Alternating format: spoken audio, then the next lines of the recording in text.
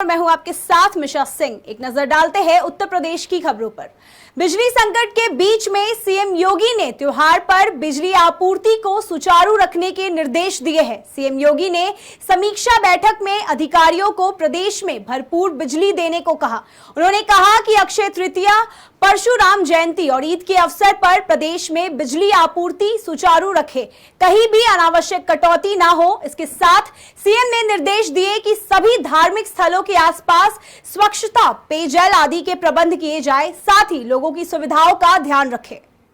CM योगी ई श्रम दिवस पर ई श्रम पोर्टल की शुरुआत कर रहे हैं, जिसके तहत सेवानिवृत्त सरकारी कर्मचारियों को तोहफा मिलने जा रहा है। इस पोर्टल के जरिए सरकारी रिटायर्ड कर्मचारियों को तय दिन पर उनकी पेंशन दी जाएगी।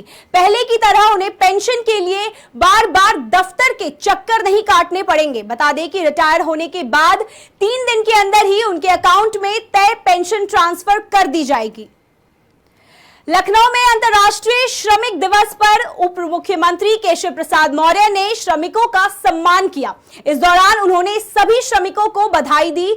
सम्मान के बाद उप मुख्यमंत्री ने कहा कि मेरी इच्छा है कि जो हमारे रोजगार सेवक है वो सभी 100 दिन काम करने के बाद श्रम विभाग के पोर्टल में अपना रजिस्ट्रेशन करवाए। आगे उन्होंने श्रमिकों से कहा कि रजिस्ट्रेशन कराने से 2 लाख का बीमा, बच्चों को शिक्षा, आवास और अन्य सुविधाएं मिलेगी। इसके साथ ही केपी मौर्य ने कहा कि अब तक प्रदेश में 11 लाख से ज्यादा श्रमिकों का रजिस्ट्रेशन हुआ है। इस संख्या को हमें बढ़ाना है, यह हमारा लक्ष्य है। योगी सरकार के खेल राज्य मंत्री गिरीश चंद्र यादव ने महोबा के कलेक्ट्रेट सभागार में बैठक की। मंत्री जनपद के अधिकारियों के साथ जिले में हुए विकास कार्यों की समीक्षा कर रहे थे और इस दौरान बैठक में कई बार बिजली गई। इस स्थिति को देखते हुए भी गिरीश चंद्र ने यूपी में बिजली का कोई संकट नहीं होने की बात कही। लाउडस्पीकर पर देश भर में छिड़े विवाद में सुभाषपा के अध्यक्ष भी एक नई डिमांड के साथ कूद गए हैं। ओपी राजभर ने शादियों में बजने वाले डीजे और रैलियों में लाउडस्पीकर पर बैन लगाने की भी मांग की। राजभर ने कहा कि नमाज सड़कों पर तभी पढ़ी जाती है जब मस्जिद में जगह नहीं होती है। ऐसे में आधे 1 घंटे की नमाज सड़कों पर नहीं होगी तो कहां होगी। कांवड़ यात्रा पर बयान देते हुए राजभर ने कहा कि कांवड़ यात्रा में तो सड़कों पर कब्जा हो जाता है, उस पर नियंत्रण कैसे करेंगे। आगे कहा कि लोगों को कांवड़ यात्रा में जाना ही नहीं चाहिए, क्योंकि उच्च जाति के लोग कांवड़ में नहीं जाते, सिर्फ छोटी जाति के लोग जाते हैं। इसलिए उन्हें आगे बढ़ना है तो कांवड़ यात्रा पर नहीं जाना चाहिए। वक्त हो चुका है एक छोटे से ब्रेक का। ब्रेक के उस पार खबरों का सिलसिला यूं ही चलता रहेगा।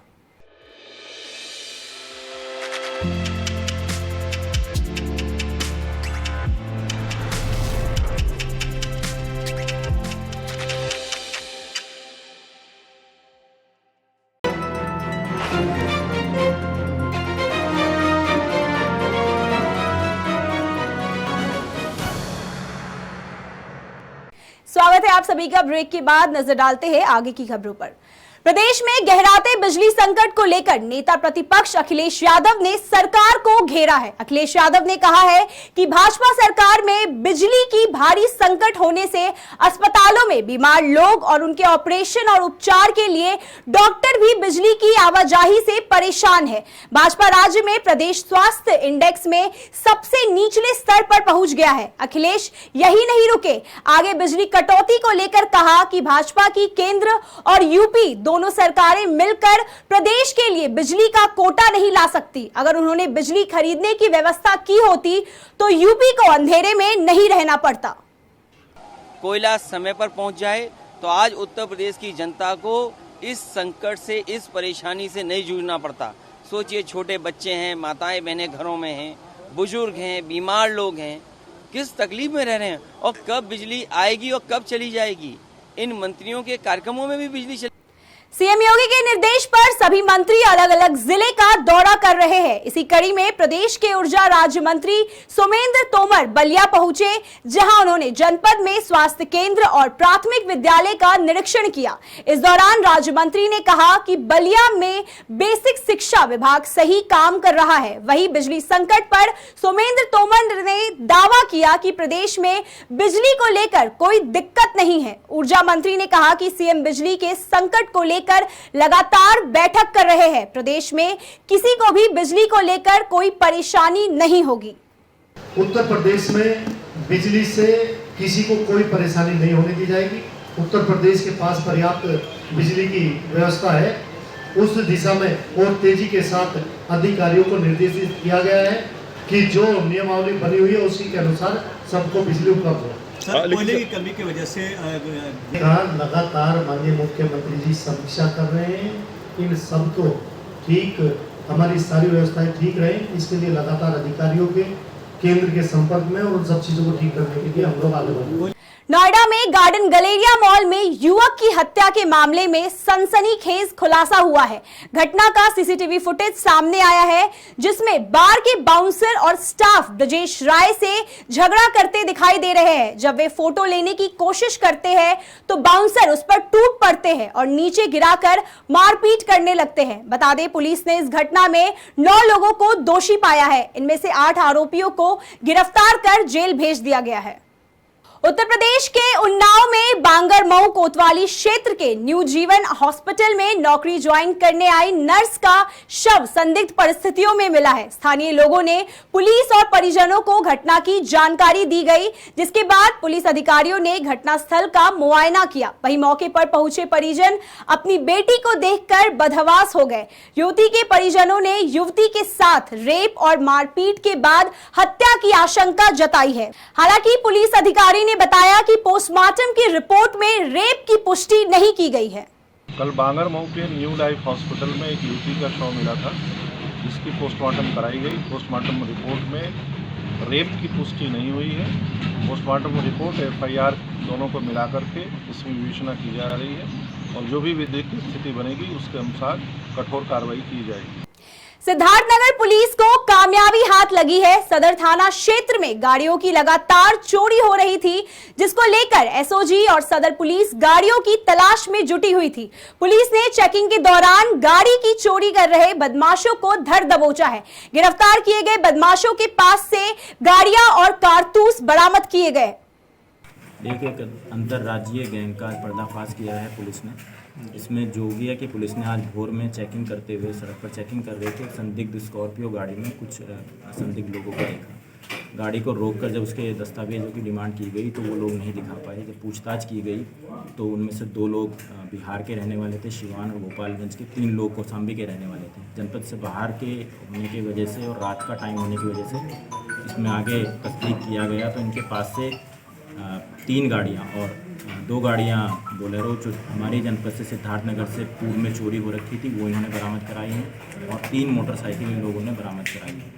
इनका आपराधिक इतिहास है। इन्होंने बलिया में, प्रयागराज में भी वाहन चोरी की घटना को अंजाम दिया है। इसके अलावा बिहार में भी इन लोगों ने वाहन चोरी की घटना को अंजाम दिया है। सिद्धार्थनगर जिले के सरकारी स्कूल की हालत बद से बदतर हो चुकी है। स्कूल के बच्चों के लिए ना तो पीने का पानी है, ना ही कोई व्यवस्था। वहीं स्कूल के रसोई घर पर कुछ दबंगों ने कब्जा कर भूसा रख दिया है। मामले पर जानकारी देते हुए जिलाधिकारी ने बताया कि मामले पर संज्ञान लिया जा रहा है। जल्द ही जांच कराकर दोषियों के खिलाफ कार्रवाई की जाएगी। बुलंदशहर में पुलिस का ऑपरेशन क्लीन लगातार जारी है। पुलिस बदमाशों को गिरफ्तार कर उन्हें सलाखों के पीछे भेज रही है। इसी कड़ी में गुलावटी पुलिस की गोक्ष से मुठभेड़ हो गई। मुठभेड़ के दौरान एक गोकश घायल हो गया और दूसरा मौके से फरार हो गया। मुठभेड़ में गिरफ्तार किए बदमाश से एक तमंचा, कारतूस और गोकशी के उपकरण बरामद किए गए हैं। वहीं DIG ने बताया कि गोकश अपने साथी के साथ स्कूटी पर सवार होकर क्षेत्र में गोकशी की वारदात को अंजाम देने निकला था, लेकिन आरोपी अपने मंसूबों में सफल हो नहीं पाया।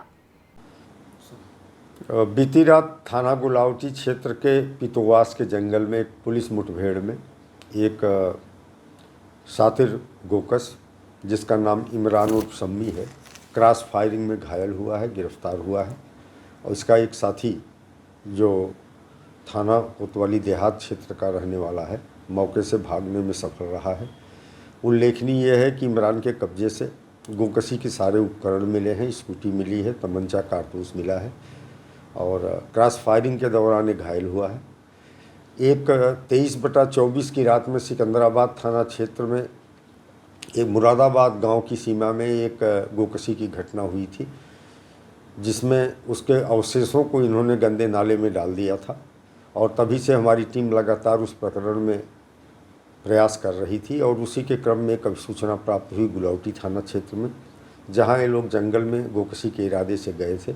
इनके पास नशीली गोलियां हैं, जो ये आवारा गोवंश इनको जो मिलते हैं उन्हें खिला करके जैसे ही वो बेहोशी की स्थिति में जाते हैं, 2 लोग मिलकर गोकशी की घटना कारित कर और मीट को व्यापार के उद्देश्य से ले जाते हैं। देश और विदेश की तमाम खबरें देखने के लिए बने रहिए TNP न्यूज के साथ और हमारे चैनल को लाइक, कमेंट, सब्सक्राइब जरूर करें और ताजा अपडेट्स के लिए www.tnpnews.in पर जाएं।